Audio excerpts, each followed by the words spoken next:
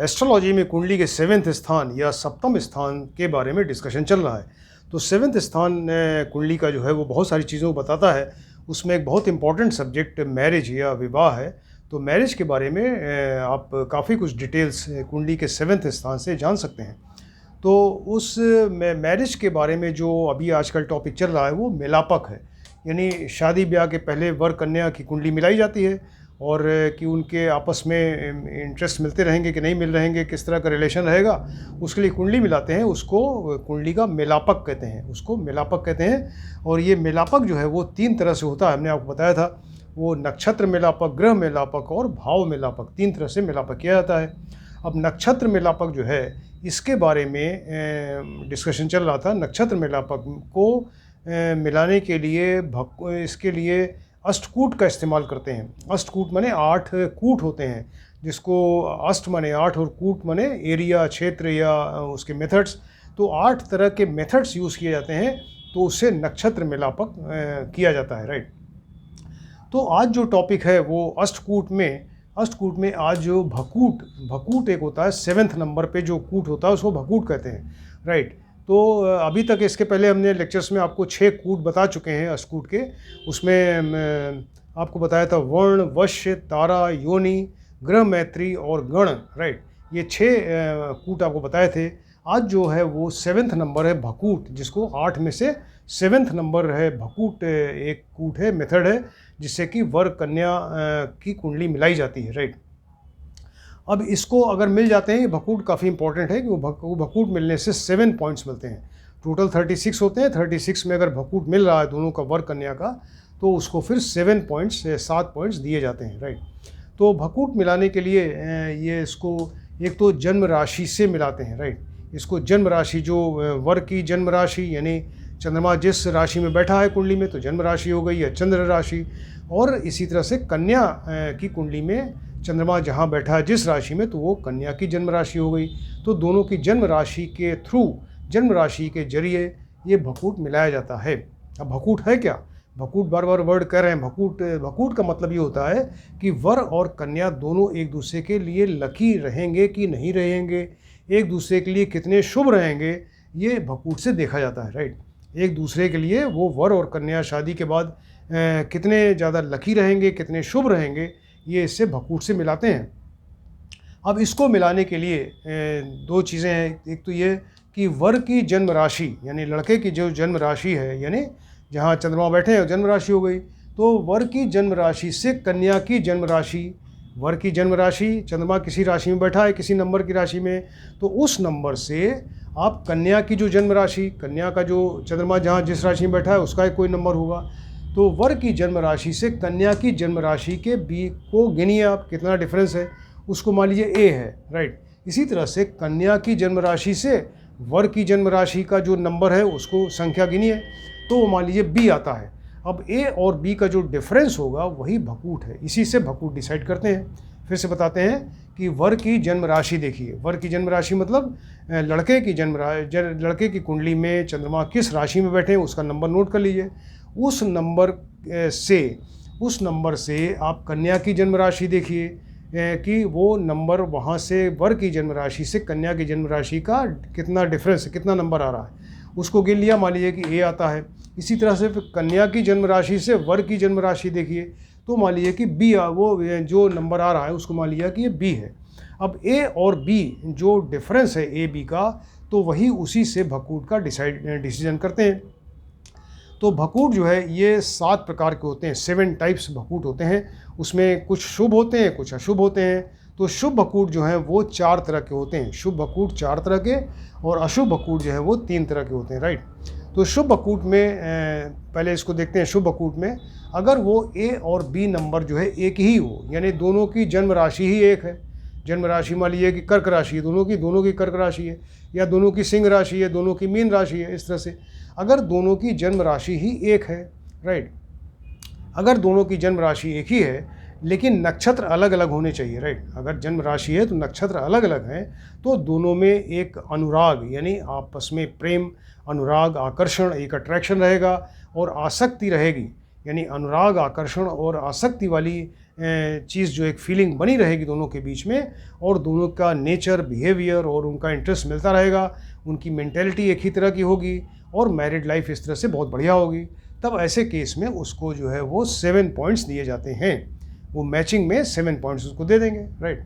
फिर से बताते हैं कि शुभ बकूट में पहला नंबर एक ही, यानी दोनों की जन्म राशि वर और कन्या की अगर एक ही जन्म राशि है लेकिन दोनों के नक्षत्र, जन्म नक्षत्र अलग अलग हैं, तो ऐसे केस में उनके बीच में एक अनुराग यानी अट्रैक्शन, अनुराग माने प्रेम, और इसके अलावा आकर्षण, एक अट्रैक्शन और आसक्ति बनी रहेगी, और दोनों का नेचर, बिहेवियर, इंटरेस्ट, मेंटेलिटी, दोनों का मन एक ही तरह से रहेगा और वो मैरिड लाइफ बढ़िया रहेगी, राइट। जो सेकंड टाइप, ये पहला भकूट हुआ, सेकंड टाइप शुभ भकूट। सेकंड टाइप जो शुभ भकूट में है वो 3 और 11 का डिफरेंस हो, यानी वर की जन्म राशि से कन्या की जन्म राशि देखा ए, कन्या की जन्म राशि से वर की राशि का जन्म राशि नंबर जो आया बी आया। अब ए बी का डिफरेंस अगर ए और बी अगर वो 3 और 11 हो, यानी ए अगर ए 3 है तो बी नंबर 11 हो, यानी 3-11 का डिफरेंस हो, तब भी ऐसे केस में भकूट बहुत शुभ होगा। तो इस 3-11 को त्रि एकादश कहेंगे। त्रि एकादश, त्रि माने 3, एकादश माने 11, त्रि एकादश, या इसी को सेक्सटाइल भी कहते हैं, इंग्लिश में सेक्सटाइल भी कहते हैं। तो अगर 3-11 का डिफरेंस है या त्रि एकादश है या सेक्सटाइल है तो ऐसे केस में भकूट काफ़ी शुभ रहेगा और मैरिड लाइफ बढ़िया रहेगी। तो क्यों? क्योंकि 3 नंबर क्या है, 3 नंबर कुंडली का 3 नंबर आप याद करें तो वो इंसान की मेहनत है, उसका परिश्रम है। तो और 11 नंबर क्या है, वो इनकम है, प्रॉफिट है। तो ये जो कपुल है यानी वर कन्या बाद में मैरिज के बाद ये दोनों खूब मेहनत करेंगे, परिश्रम करेंगे और उससे इनको खूब इनकम होगी, प्रॉफिट होगा, और उससे फिर ये इनकी मैरिड लाइफ बहुत बढ़िया रहेगी। इनको धन की कमी नहीं रहेगी, खूब मेहनत से धन आएगा और वो इस तरह से इनको ये 7 पॉइंट्स दिए जाएंगे अगर इस तरह से कुंडली मिल रही है तो। तीसरा जो शुभ भकूट है वो 4-10 का अगर डिफरेंस हो, मतलब ए और बी में अगर 4-10 का डिफरेंस हो, ए अगर ए का नंबर 4 है, बी का 10 है, तो 4-10 का डिफरेंस आ गया।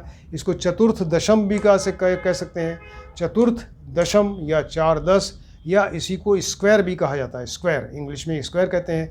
तो अगर ये डिफरेंस है तो भी मैरिड लाइफ बहुत बढ़िया रहेगी, दोनों बहुत खुश रहेंगे। क्यों? क्योंकि 4th नंबर जो है कुंडली का ये इंसान का सुख है, उसको जीवन में कितना सुख मिलेगा उसको डिनोट करता है, और मानसिक सुख उसको कितना रहेगा। और 10 नंबर जो है वो कर्म का घर है, तो अपने कर्म, अपनी मेहनत से वो ऐसा कर्म करेंगे कि उनको खूब मानसिक शांति रहेगी और काफ़ी सुखी रहेंगे दोनों, मैरिड लाइफ बढ़िया रहेगी, राइट। जो चौथा नंबर है वो सम सप्तम या 1 और 7 का है, यानी दोनों के बीच में 1 और 7 का डिफरेंस हो। ए नंबर अगर 1 है तो उससे 7 नंबर पे बी हो, 1 और 7 का डिफरेंस हो तो इसको सम सप्तम कहते हैं या अपोजिशन कहते हैं। तो 1 नंबर क्या है, कुंडली का लग्न है, 7 नंबर क्या है, उसका लाइफ पार्टनर है। तो वर या कन्या किसी का 1 न हो, लग्न हो, दूसरे का 7th नंबर हो, तो दोनों एक दूसरे के आमने सामने रहेंगे और एक दूसरे को इनकरेज करते रहेंगे और आपस में प्रेम बना रहेगा और उनका इंटरेस्ट हो, ये सब सारी चीज़ें मिलती रहेंगी, बिहेवियर, एटीट्यूड सब मिलेगा। तो 1 और 7 यानी सम सप्तम या अपोजिशन होने से भी ये इसको ये भकूट मिलता रहेगा और फिर उसको 7 पॉइंट्स दिए जाएंगे, राइट। तो आपको शुभ भकूट के बारे में बताया कि ये 4 तरह के होते हैं। अगर दोनों की जन्म राशि एक ही हो, दोनों का जो जन्म राशि ये वर की जन्म राशि से कन्या की, कन्या की जन्म राशि से वर की जन्म राशि अगर मान लीजिए बी है, ए बी का डिफरेंस अगर 3-11 है तब शुभ होगा, अगर दोनों का डिफरेंस 4-10 है तो शुभ होगा, या 1-7 है तब भी शुभ होगा। अब ये देखते हैं कि अशुभ भकूट क्या है। अशुभ भकूट आपको टोटल बताया 7 होते हैं, 7 में 4 ये हो गए। अशुभ भकूट जो है वो 3 होते हैं, राइट। इसमें पहला है 2-12 नंबर का डिफरेंस हो, दोनों के बीच में ए और बी में 2-12 का डिफरेंस हो, यानी वर या कन्या की जो जन्म राशि है उससे दूसरे की राशि या तो जस्ट अगली हो या जस्ट पिछली नंबर की हो, तो 2-12 का डिफरेंस आ जाएगा, राइट। इसको द्विद्वादश भी कहते हैं और सेमी सेक्सटाइल भी इंग्लिश में कहते हैं, राइट। सेमी सेक्सटाइल कहा जाता है, द्विद्वादश या सेमी सेक्सटाइल या 2-12। जो वर या कन्या की राशि है जन्म राशि उससे दूसरे की राशि वो जस्ट एक पहले या जस्ट एक बाद में हो, तो ये अशुभ रहेगा। क्यों? क्योंकि 2 नंबर क्या है, 2 नंबर देखिए व्यक्ति का वो जो कुंडली का अगर आप याद करें तो 2 नंबर जो है ये संचित धन का है, एक्यूमुलेटेड वेल्थ उसने अर्न किया 11 नंबर से और 2 नंबर में जमा किया, तो 2 नंबर धन का हुआ। और 12 नंबर क्या है, एक्सपेंडिचर, लॉस, यानी धन का लॉस। तो वो जितना कमाएंगे सब लॉस होता चला जाएगा। तो ऐसे कंडीशन में वो अनसेटिस्फाइड रहेंगे और मैरिड लाइफ इनकी ख़राब हो जाएगी, राइट। तो इसमें धन का बहुत ज़्यादा इकोनॉमिकल लॉस होगा, धन का नुकसान होगा और उनकी ये जो मैरिड लाइफ है अच्छी नहीं रहेगी। अब इसमें भी दो तरह के होते हैं, एक होता है मित्र द्विद्वादश मित्र और दूसरा होता है शत्रु द्विद्वादश यानी 2-12। तो मित्र द्विद्वादश में क्या होगा? मित्र द्विद्वादश में ये है कि जब कन्या की राशि, कन्या की जन्म राशि अगर मान लीजिए सम है, सम का मतलब कि जो दो से कट जाए, इवन नंबर का हो, 2, 4, 6, 8, 10, 12। तो अगर कन्या की जन्म राशि अगर सम है और वर की अगर विषम है तो ऐसे केस में विवाह अलाउड किया जा सकता है। उसको 4 पॉइंट दे के, मतलब बजाय 7 के 4 पॉइंट आप दे दीजिए और शादी आप अलाउ कर दीजिए, राइट। तो कन्या की जन्म राशि सम होनी चाहिए और वर की अगर विषम है तो 4 पॉइंट दे के शादी की परमिशन दी जा सकती है। अब ये शत्रु द्विद्वादश क्या होता है? वैसे तो अशुभ ही है, लेकिन शत्रु द्विद्वादश में ये क्या होगा कि जब कन्या की विषम राशि हो, कन्या की विषम यानी 2 से कट जाए, 2 से न कटे, 1, 3, 5, 7, 9, 11 इस तरह से हो, कन्या की विषम राशि है जन्म राशि, और वर की जो है वो सम राशि हो यानी 2 से कट जाए, ऐसे केस में फिर विवाह की परमिशन नहीं दी जा सकती। उसमें विवाह जो है वो वर्जित हो जाएगा, विवाह अलाउड नहीं होगा। तो उसको शत्रु द्विद्वादश कहेंगे। सेकेंड नंबर जो अशुभ वकूट है वो 9 पंचम है। 9 एंड 5 उसको 9 पंचम कहते हैं। 9 पंचम को इंग्लिश में ट्राइनल भी कहा जाता है, ट्राइनल, राइट। तो 9 पंचम का मतलब कि जब ए और बी के बीच का डिफरेंस, एक का 9 नंबर आया और दूसरे का 5 नंबर आया, 9, 5 का अगर डिफरेंस है उसको 9 पंचम कहते हैं। तो इसमें वर कन्या ये अशुभ होता है। क्यों? क्योंकि 9 और 5 2 नंबर आ रहे हैं। 9 नंबर जो है ये 9 और 5 जो अशुभ होगा, इसलिए कि वर और कन्या के बीच में जो आपको बताया था अनुराग, आकर्षण और एक आसक्ति वाली जो फीलिंग है, उसकी जगह उसका उल्टा यानी वैराग्य वाली फीलिंग आएगी। अनाकर्षण, एक दूसरे को रिपेल करेंगे यानी अट्रैक्शन ख़त्म हो गया, और वो विरक्ति वाली यानी जैसे संसार से विरक्ति वाली एक फीलिंग आएगी। तो बजाय अनुराग, आकर्षण, आसक्ति के वो वर कन्या के या वर वधू के बीच में वैराग्य, अनाकर्षण और विरक्ति वाली फीलिंग आएगी। और वो संसार का जो सुख है उसको भोगने के बजाय वो चाहते हैं संसार से हमको मुक्ति मिल जाए। उनका इंटरेस्ट ही ख़त्म हो जाता है संसार में माया मोह से, और वो विरक्ति चाहते हैं। तो ऐसे केस में फिर वो उनके बीच में शारीरिक संबंध भी नहीं रहता, और वो इसलिए संतान का भी अभाव रहता है। यानी जब शारीरिक संबंध ही नहीं होगा तो संतान कहाँ से होगी, राइट। अब इसमें भी 2 तरह के होते हैं, मित्र और दूसरा शत्रु। तो वैसे तो ये अशुभ है, लेकिन इसमें भी 2 तरह के हैं। 9 पंचम में मित्र और शत्रु।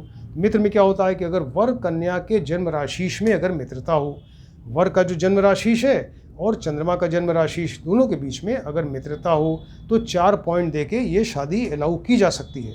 उसको 7 में से 4 पॉइंट दे दीजिए और शादी अलाउ हो सकती है, अगर ये कंडीशन है कि 9 पंचम जो अशुभ वकूट है उसमें वर और कन्या के जन्म राशिश में आपस में मित्रता हो। अब दूसरा होता है शत्रु 9 पंचम।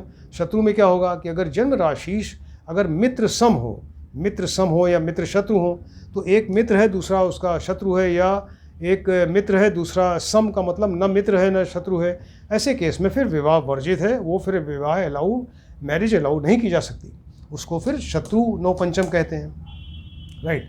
अब जो थर्ड अशुभ वकूट है इसको षडाष्टक 6-8 कहा जाता है। यानी ए और बी का डिफरेंस जो है 6 और 8 पे रहे। अगर ए है, ए 6 है तो 8 बी जो है 8 पे रहे, यानी दोनों के बीच का डिफरेंस जो है अगर 6-8, उसको षडाष्टक कहते हैं या क्विन कॉन्ग्स कहते हैं। क्विन कॉन्ग्स एक इंग्लिश में वर्ड है, जब ये 6-8 षडाष्टक वर्ड होता है। क्यों ये अशुभ रहेगा? क्योंकि 6 नंबर देखिए शत्रु का घर है, आपको बताया था कुंडली में 6 नंबर शत्रु का घर है, रिपु का घर है शत्रु का, और 8 नंबर जो है मृत्यु का घर है। तो ऐसे केस में अगर इनकी मैरिज होती है इस कपूल की, जिसमें 6-8 का डिफरेंस आ रहा है जन्म राशि में, तो उसमें मैरिज के बाद रोज़ लड़ाई झगड़ा, वाद विवाद, कलह होगा, कलेश होगा घर में, और इसके अलावा हत्या और आत्महत्या तक हो सकती है। तो ऐसी कंडीशन आएगी षडाष्टक अगर योग बन रहा है। लेकिन इसमें भी मित्र और शत्रु 2 तरह के होते हैं। तो मित्र में ये है कि जब कन्या की अगर जन्म राशि सम है यानी 2 से कट जाए, 2, 4, 6, 8, 10, 12 नंबर हो, कन्या की जन्म राशि सम हो और वहाँ से जो है वो वर की विषम राशि 6 नंबर पे हो। कन्या की जो सम राशि है वहाँ से वर की विषम राशि होनी चाहिए, लेकिन वो 6 नंबर पे हो, तो ऐसे केस में फिर वो ये शादी अलाउ हो सकती है। उसको 4 पॉइंट दे के आप शादी कर सकते हैं। या एक और कोई पॉइंट है इसका मित्र के लिए कि मित्र षडाष्टक में कि जब कन्या की विषम राशि है, 2 से नहीं कट रही है, 1 3 5 7 9 11 इस तरह से है, और वहाँ से कन्या की जन्म राशि से वर की एर्थ जो राशि है वो सम राशि हो, यानी 2 से कट जाए, ऐसे कंडीशन में भी 4 पॉइंट दे के शादी अलाउ हो सकती है। सेकंड जो शत्रु षडाष्टक है, शत्रु षडाष्टक में क्या होता है कि कन्या की सम राशि है, यानी 2 से कट रही है, 2 4 6 8 10 12, कन्या की सम राशि से वर की जो विषम राशि है वो 8वें नंबर पे हो, तब ऐसे केस में शादी वर्जित है, शादी अलाउ नहीं की जा सकती। या एक कंडीशन और है शत्रु षडाष्टक में कि जब वर की विषम राशि से, वर की विषम राशि है 1 3 5 7 9 11, 2 से नहीं कट रही है, तो वर की विषम राशि से कन्या की 6th सम राशि हो, कन्या की 6ठी सम राशि हो, तब भी विवाह वर्जित है, विवाह नहीं किया जा सकता। तो ये काफ़ी जो है ये इंटरेस्टिंग और इम्पॉर्टेंट चीज़ें हैं कि ये अशुभ वकूट में आपको बताया कि 2 12 का डिफरेंस हो, 9 5, 2 12 मतलब द्विद्वादश या क्विन कॉन्ग्स, 2 12 मतलब ये द्विद्वादश या सेमी सेक्सटाइल, और 9 पंचम यानी 9 5 का डिफरेंस है दोनों की जन्म राशि में, इसको 9 पंचम या ट्राइनल कहते हैं। और इसमें भी 2 हैं मित्र शत्रु, और 6 8 का मतलब षडाष्टक या क्विन कॉन्ग्स इसको कहते हैं। तो ये आपको बताया ये भी मित्र और शत्रु हो सकते हैं। अगर मित्र होगा इसमें तो 4 पॉइंट दे के शादी हो सकती है, शत्रु है तो किसी भी हालत में शादी नहीं अलाउ है। अब इसका सोल्यूशन क्या है? मान लीजिए कि भकूट तो बहुत इंपॉर्टेंट है, इसमें 7 पॉइंट्स दिए जा रहे हैं भकूट मिलने पे, अगर नहीं मिल रहा है मतलब 0 पॉइंट हो गया। तो अगर वो भकूट नहीं मिल रहा है तो कोई परिहार हो सकता है इसका। तो परिहार के लिए ये है कि यदि वर कन्या के जन्म राशिश एक ही हो, अगर जन्म राशिश यानी चंद्रमा जहाँ बैठा है कुंडली में, जिस राशि में उसका लॉर्ड, अगर वो वर और कन्या के जन्म राशिश सेम है, एक ही हैं, या आपस में मित्र हैं, तब ऐसे केस में ये भकूट का परिहार कहते हैं कि हो जाता है, उसका सल्यूशन निकल आता है। और ऐसे केस में वो उसको 3.5 गुण देकर ये शादी की जा सकती है। 3.5 अगर परिहार हो रहा है तो 3.5 गुण दिए जा सकते हैं आउट ऑफ 7, राइट। इस तरह से ये काफ़ी इंटरेस्टिंग और बहुत इंपॉर्टेंट सब्जेक्ट है भकूट, क्योंकि ये भकूट जो है इसके 7 पॉइंट्स होते हैं आउट ऑफ 36, तो ये बहुत ज़्यादा इंपॉर्टेंट चीज़ है।